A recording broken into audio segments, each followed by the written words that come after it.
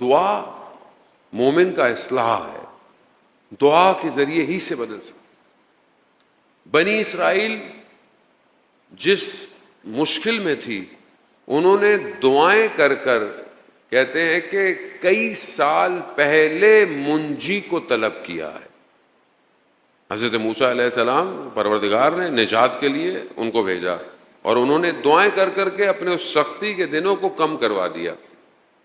لیکن ضروری نہیں کہ دعا جب قبول ہو جائے تو تب وہ مستجاب بھی ہو جائے، یعنی خدا نے قبول کر لی۔ حضرت موسیٰ نے جو دعا کی تھی کہ پروردگار میری مدد کر، میرے ساتھ مجھے میرا وسیع دے، 20 سال بعد دعا مستجاب ہوئی، دعا خدا نے قبول کر لی۔ خدا کہہ رہا میں تمہاری دعا قبول کر لی، لیکن دعا کب ہوگی پوری نہیں پتا۔ اب یہاں پر بہت سارے نکات، اخلاقی نکات ہیں سوسائٹی کے لیے۔ ہم ظاہر ہے سوسائٹی کی فارمیشن ہے، ہمارا ہدف بھی یہی ہے کہ ہم ایسی معاشرہ بنائیں، سوسائٹی بنائیں جس میں امام کا ظہور ہو، وہ سب آپ کے باطن سے ہے۔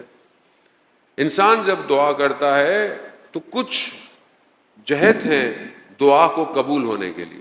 ایک، دعا فوراً قبول ہو جائے، جیسے دعا آپ نے مانگی، دعا ایز اٹ از قبول ہو گئی، جو مانگا مل گیا، ایک تو یہ ہے۔ دوسرا، خدا آپ کی دعا کو جو آپ نے مانگی ہے قبول نہ کرے، مگر اس سے بہتر آپ کو دے۔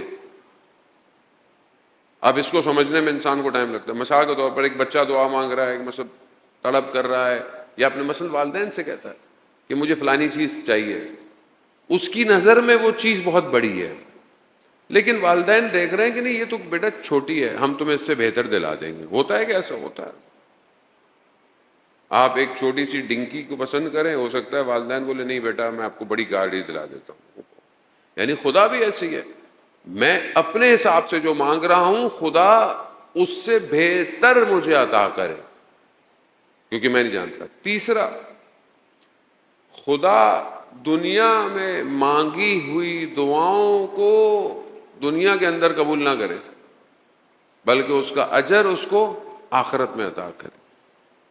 وہ یہ بھی دعا ہے کہ انسان دعا مانگ رہا ہے، بہت ساری دعائیں انسان مانگتا رہتا ہے، قبول نہیں ہوتی۔ چوتھی، دعا مانگنے کے بعد دعا قبول نہ ہو، لیکن خدا مصیبتوں بلاؤں کو آپ کی دعا مانگنے کی وجہ سے آپ سے دور کر دے۔ یعنی ہر حالت میں دعا فائدہ مند ہے۔ جیسے بہت سے لوگ کہتے ہیں نا میں کیا دعا کروں، میری تو قبول ہی نہیں ہوتی۔ کیسے قبول نہیں ہوتی؟ خدا قرآن میں کہہ رہا ہے ادونی استجب لکم، تم مانگو میں قبول کروں گا، تم مانگو تو صحیح۔ اب یہ تو وہ ہے کہ بہرحال جو قبول ہو رہی ہیں آخرت میں بھی جزا مل رہا، اور تفسیر المیزان میں اس آیت کے ذیل میں بیان بھی ہوا علامہ طباطبائی نے، قیامت میں شخص کو بہت ریوارڈ ملے گا، لیکن جب وہ کہے گا خدا یہ تو میں نے عمل نہیں کیا تھا، کہا یہ وہ دعائیں ہیں جو تم نے مانگی تھیں اور دنیا میں پوری نہیں ہوئی، تو شخص کہے گا کاش میری دنیا میں کوئی بھی دعا قبول نہیں ہوئی ہوتی۔ لیکن یہ بات ہے لیکن یہ ظاہر ہے دنیا کے اندر اتنا آسان نہیں ہے۔ بہت سارے لوگ اصرار کرتے ہیں، ثعلبہ صحابی ہے رسول خدا، مدینہ ہے، رسول خدا کے پاس آتا ہے، یا رسول اللہ میرے لیے دعا کیجئے، کس میرے رزق میں اضافہ ہو جائے۔ رسول خدا نے کہا جو تمہارے پاس ہے یہ کافی ہے، بار بار نہیں یا رسول میرے لیے دعا کرے، میرے رزق میں اضافہ ہو، مجھے اور ملے۔ رسول اللہ کہتے تمہارے پاس جو رزق ہے وہ تمہارے دین کی حفاظت کر رہا ہے، کافی ہے تمہارے لیے، نہیں مانگا۔ بار بار رسول خدا پروردگار اس کو جو مانگ رہا تھا۔ ارث یعنی وراثت، کہیں سے پہنچتی ہوئی وراثت مل گئی، بہت سارے جانور مل گئے، بہت ساری زمین مل گئی۔ آہستہ آہستہ جانور اتنے زیادہ ہو گئے کہ مدینہ میں باہر اس نے زمین لے لی، بہت جانور بڑھ گئے، زمین بڑھ گئی۔ پہلے جو ہر نماز میں آتا تھا اب کم ہو گیا، اب کبھی کبھی نماز میں آتا تھا، ایک وقت آیا نماز میں آنا ہی چھوڑ دیا۔ ہوتا ہے نا بعض اوقات جاب نہیں لگی ہے تو نمازیں پوری پابندی سے ہو رہی ہیں، دعائے توسل بھی، زیارت عاشورہ بھی چل رہی ہے، سب چل رہا ہے، جیسے ہی ہو گیا کام، وہاں صاحب ٹائم ہی نہیں ملتا، یا وہاں صاحب ٹائم نہیں ملتا، کام زیادہ ہے، آفس کا لوڈ ہے، نماز رہ جاتی ہے، ہوتا ہے آدمی پھر بہانے تو بنانا شروع کر دیتا ہے، پھر اس کے بعد یہ مشکل ہو جاتی ہے، وہ ہو جاتی ہے۔ عزیزان محترم، ایسے مال کا کیا فائدہ جس کے کھانے کے بعد انسان سجدے میں نہ جائے؟ کیا فائدہ؟ یا ایسی انرجی کا کیا فائدہ جو انسان کو خدا کے بجائے گناہ کی طرف،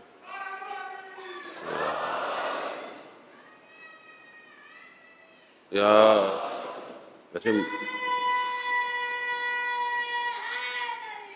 یا صلوات بھیجتے محمد والے محمد۔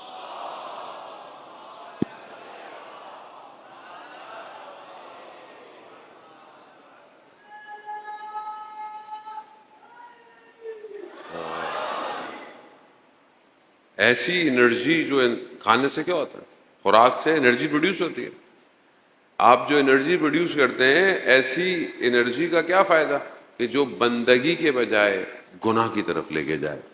ان خود سوچا کرے انسان، میں جوانوں سے کہہ رہا ہوں، اگر خدا نہ خواستہ کوئی غلطی کریں، گناہ کریں، تو ہمیشہ سوچا کریں کہ کیا کھایا تھا، اس سے تو بہتر تھا میں کمزور رہتا، اس سے تو بہتر تھا میں، وہ حدیث ہے، پروردگار ارشاد فرماتا ہے، حدیث قدسی ہے، کہ میں کچھ لوگوں کو عبادت میں بہت عبادت کرتے ہیں، میں خود ان کی اس عبادت میں رکاوٹ بن جاتا ہوں۔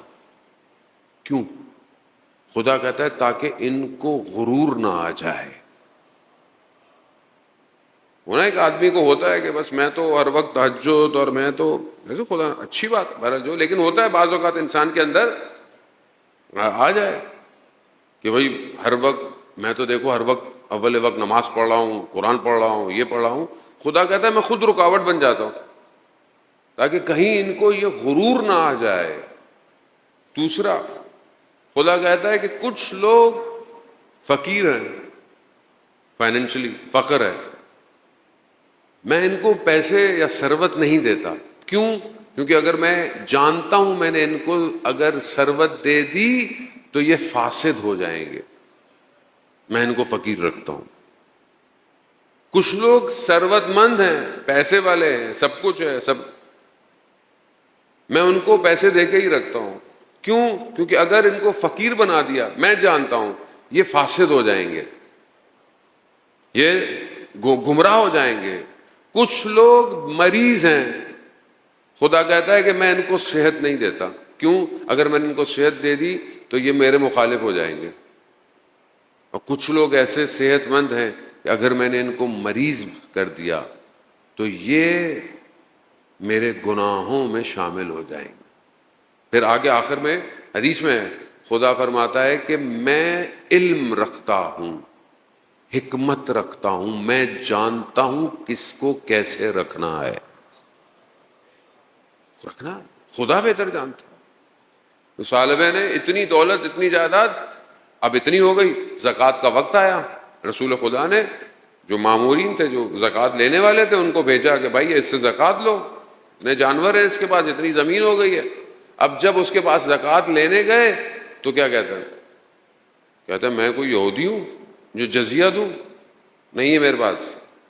جب رسول خدا کو یہ خبر ملی تو خدا نے کہا وائے ہو، وائے ہو ثعلبے پر، میں کہتا تھا اس سے کہ مت مانگو، دین نکل جائے گا، نکل جائے گا۔ اللہ صلی علی محمد۔ وہ یہ اذان محترم، یہ بہت ضروری ہے کہ انسان خدا کے اس رابطے کو پہچانے۔ دعا یعنی امام کے سب سے بہترین دعا کیا ہے؟ علماء کیا کہتے ہیں، مہاراجے کیا کہتے ہیں؟ وہ پہلی دعا کیا ہونی چاہیے؟ امام کے ظہور، امام کا ظہور ہو۔ اب یہ دعا کیا وجود سے ہو رہی ہے؟ اور جب آپ کسی چیز کے لیے دعا مانگ رہے ہیں تو آپ خود اور میں کیا تیار ہونے کی کوشش میں ہیں؟ کیا یہ دعا واقعاً میرے عمل سے نظر آتی ہے؟ مثال کے طور پر ایک بچہ دعا کر رہا ہے، پروردگار مجھے فلانے ٹیسٹ میں، انٹری ٹیسٹ میں پاس کر دے، مجھے مثلا میڈیکل یونیورسٹی جانا ہے، انجینئرنگ یونیورسٹی جانا ہے، مجھے یہ پڑھنا ہے، جو بھی دعا کر رہا ہے، تو کیا صرف دعا اس کو لے کے جائے گی یا نہیں؟ پتہ چلے گا ہاں یہ پڑھتا بھی ہے، 8-10 گھنٹے پڑھائی بھی کر رہا ہے، کوچنگ بھی لے رہا ہے، کتابیں بھی کھولتا ہے، زحمت بھی کرتا ہے، خوب نظر آ رہا ہے کہ ہاں اس کی دعا اس کے عمل کے ساتھ ساتھ ہے۔ الاجل الاجل الاجل، مولا آ جائیے، مولا آ جائیے، مولا آئیں تو کہاں آئیں؟ اب یہاں اس کا مطلب وہی ہے کہ ہم ابھی اس اضطراب کی کیفیت کو سمجھ نہیں پا رہے، اس دعا کو سمجھ نہیں پا رہے۔ ایک طالب علم کا واقعہ، حجرے کا واقعہ، مشکلات تھی زندگی میں، پریشانی تھی، امام زمانہ کو خط لکھا۔ خط کیا لکھا؟ جو ضرورت تھی کہ یہ چاہیے یہ چاہیے، یہ امام کو وہ خط ختم ہو گیا، صفحہ ختم ہو گیا، چلا۔ ایسے میں دروازے میں کسی نے حجرے کے کھٹکھٹایا اور باہر ایک تھیلا رکھ دیا، عالم دین تھے، دیکھ دیا، کہا اپنی ذاتی ضروریات کے لیے امام کو مت پکارا کرو، یہ لو، یہ لے لو۔ امام نے حوالہ بھیج دیا۔ مطلب تم ہے نہیں کہ امام سے توسل نہیں کرو نا، لیکن تڑپ ہے تو پھر امام کی وجہ سے ہونی چاہیے۔ اب کربلا میں جو لوگ آئے تھے خالص تھے، خالص، کوئی ڈگری لینے نہیں آیا تھا، کوئی تمغہ لینے نہیں آیا تھا، حتیٰ جنت بھی نہیں چاہیے تھی ان کو، نہیں چاہیے تھی۔ جنت تو دکھا دی تھی امام نے شب عاشورہ، جنت تو دکھا دی تھی، یہ تو جنت مقام ہے، آپ لوگ جاؤ۔ کیوں نہیں گئے؟ اگر جنت چاہیے تھی تو چلے جاتے، نہیں، صرف خدا کی خاطر، خدا کی رضا کی خاطر، خدا کی حجت کی اطاعت کی خاطر، بس امام کی معرفت تھی انہیں، یہ حجت خدا ہے، یہ ہے روئے زمین پر خدا کا نمائندہ، یہ ہے تو زندگی ہے، یہ نہیں تو زندگی کچھ بھی نہیں ہے، کچھ بھی مل جائے، نہیں چاہیے جنت۔ روایات کہتی ہے روز محشر قیامت میں جن لوگوں کو جنت خود اپنی طرف کھینچ رہی ہوگی، کون ہے؟ اصحاب امام حسین ہے۔ جنت کہے کہ ہماری طرف تو نگاہ کرو، مگر وہ کہیں گے ہماری جنت حسین ہے۔ وہ یہ فارمولا سمجھ میں کیسے آئے گا؟ جب تک انسان اس مقصد کی طرف بڑھے گا نہیں بڑھے۔